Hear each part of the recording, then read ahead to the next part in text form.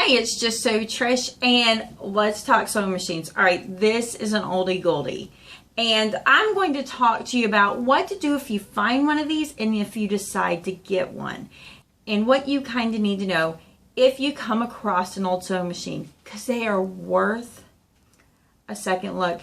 You might want to add them to your machines. So here we go.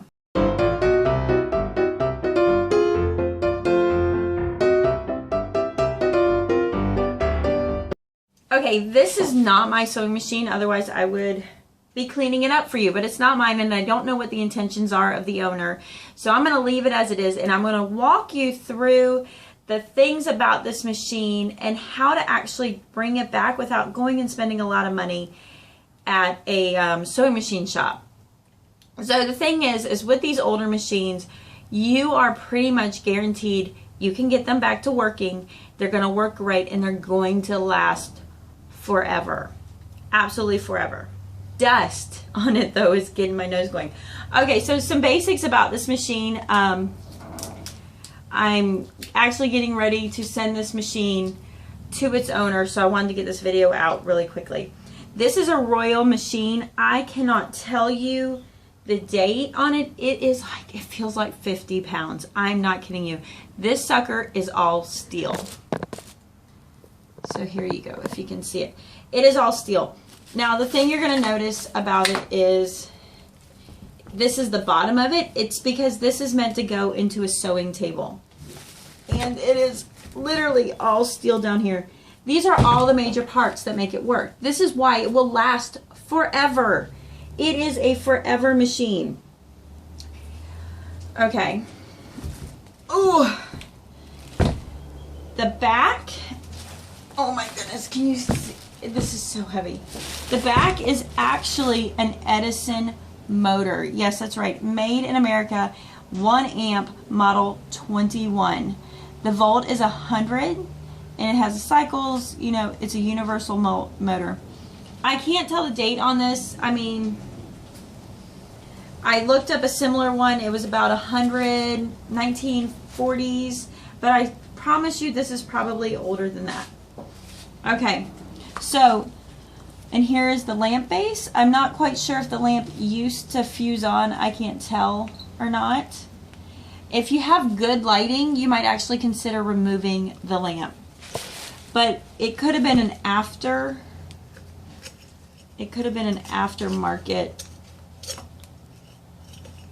edition. So there's this plate here, so yeah, it looks like it was probably an aftermarket. This is an access point for maintenance. So this is wherever you have parts that come together, you're going to want to oil it.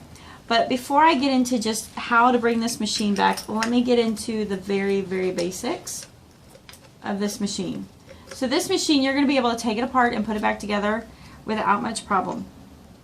This is the motor part that's going to run the machine. The only part that makes this machine work is this belt. You'll want to replace the belt. I'd already lifted the belt and it's dry rotted and it's cracked. So it's definitely a replacement. I'm sure you can get it on Amazon or online sewing machine parts. And this motor will turn this knob, which turns this. And then all of the gears inside go along with this being turned. So, light. The power cord is a little tricky, but not bad. So one of these cords plugs is for the motor. The other one is for the light. And then what you have is this gadget right here. You would plug the light and the motor into it. And then you would have a wall plug. And at the other end of this is your actual, I always call it the speed pedal, but this is your foot pedal that is going to make it run. So this is just really basic circuit. You know, you complete the circuit by pressing down. You'll just want to clean this up. You could probably even clean it and take it, dismantle it, and put some Rust-Oleum on it if you wanted to. So those are your cords. Very, very basic. All right, let me lift this thing up. Let me start back here. Okay, so right here is your wheel. And what you're going to notice, if you can see that, is this gadget right here. This gadget moves. and I'm not going to try it too hard because it might need oil. You're going to turn that knob and it should move. Or not. What this is going to be where you wind your bobbin at. So once you get this oiled in, this will lift up and down. So when you need to wind your bobbin, you're going to put your bobbin in here. You're going to push it down so when this wheel turns, when you're pushing the pedal, this will go ahead and turn with it and it will wind your bobbin. So this is a bobbin winder. This part here that's duct taped on is what holds your spool. So you will just turn that. I'm sure when it was when it was being stored, it was taped down so you didn't lose this piece, which was real smart. There's 2 holes here. You will just screw this in and that's where your thread sets. And this is a Royal sewing machine. Okay. Next up is here. I thought I'd be creative and put tissue paper, but that's not going to work with this thing so heavy. This is your threader. So this is your spool. Typically this is your tension that holds your thread tension, and you're going to turn it based on your tension. So I believe when you thread this, you're going to thread it up here. It's going to run along the bottom here, and where typically the sewing machines nowadays the gears sit up front, this sat behind. So you would come in, I believe you would come in, you would come down underneath this bar, come back up over here. Let's see, how would I do this? No. See, come in. Nope, you'd come down, around, and up here, and then through this eyelet hole, through this part, and down to your needle. Then there's another little eyelet here, and you would thread down the needle. This needs a new needle and the new presser foot. So see, here's your little gadget. This lowers and raises your foot. Your bobbin sits right here. And this was typical of a bobbin case before, I mean, just up until a few years ago. And it's it's not permanently stuck. Again, it's not mine, and it wasn't commissioned to me to fix and restore. So the bobbin would come out here, and this is, check with this bobbin. It's not a universal bobbin. You might have to do a little work to find replacement bobbins. But then it sets in, and it sets back in here. Okay, so what this machine is going to do, this looks to be your stitch length right here. Now I'm not sure what these knobs are. Oh, this is where you would put to thread your bobbin. You would put your spool here of thread. You would put your bobbin up here, and then your line would run down this little piece here. So it would run and go to that and connect. I'm not sure what this piece is here at all. And then let's see, is there a date? Nope, but the Royal was made in Japan. This machine was actually made in Japan.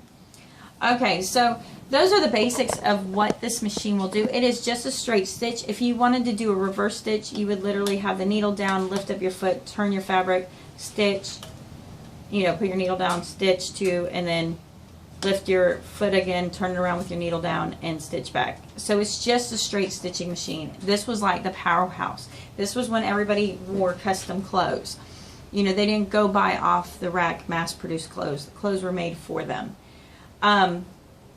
What I would begin to do if this was my machine, I would take a shop vac with the bristles, and I would start brushing all of this down and just sucking up all the loose particles. I would be taking this piece here and measuring it and finding a replacement.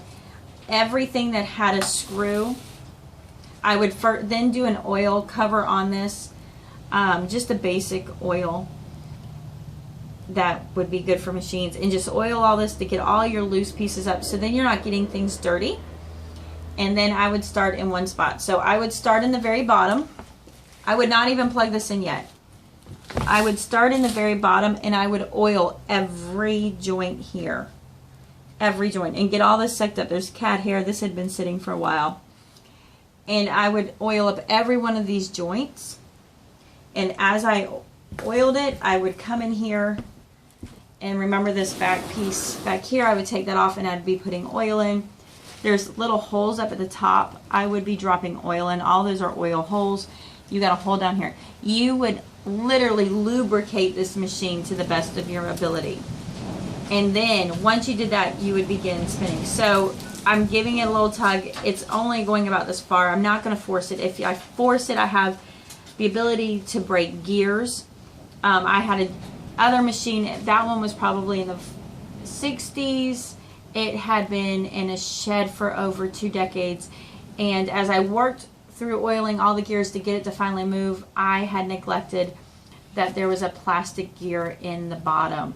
And I had ate that gear up and forcing it to move where I should have oiled that. So I have to replace that gear. But as you do it, what you'll find is this becomes easy. I am just lightly fingertip turning it. I'm not forcing it. Do not force it. The other thing, this has a little end at the back. This might be a release. If it is a release, when you wanted to do your bobbin, you would turn this release and it wouldn't make the needle go up and down. It would just spin this wheel for this gadget here. So this is a great machine. They're hard to come by. If you find one in decent condition, I think I've seen it. It was about $400 to $500.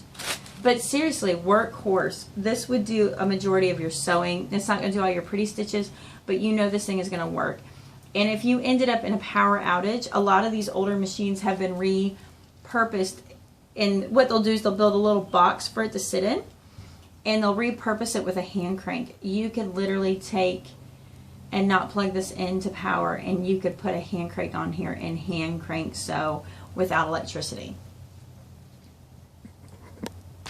So I hope you enjoyed this little talk about this machine. I don't get to come across these very often. I love them. Actually, absolute complete self-control not to restore it. I like to play with machines. I actually do. I love to play with machines, and I'm not a certified restorer, and the fact that this is such a hard machine to come by, I would not dare without absolute permission, or if it was mine. But if this was mine, I would have not a single qualm about just vacuuming it all up, oiling it down, and begin working the parts and the mechanics. This does not take a rocket science. There's no electronics that you really have to worry about. In fact, if you were in the need that you had to rebuild the motor because it's an original motor, it would take nothing much but a few YouTube videos and you'd be able to fix it. I love machines like this. I have a couple of other ones that are just my babies that I enjoy. And it's something, if you come across good machines, they're always worth putting in the closet. They're just, you cannot even begin to find the quality that was made. They don't make machines like this anymore. They'll charge you a lot for a lot of plastic gears, but to find a machine that is a full metal machine is just so hard and so rare. You really have to find these old ones, and you're going to have to look hard to find them. This hasn't been used. As dirty as it looks, my hands are, you can't see it, but my hands are filthy. Is a great machine, and this will be a great showpiece. This will be a great workhorse even still. It is not dead. It's a good machine. So I hope you enjoyed this. I know it's not a typical video I'll do, but as we're getting settled in, I will demonstrate and show you more things on the sewing ends. But my love is machines. I can't help it. So I'll talk to you later. Peace out.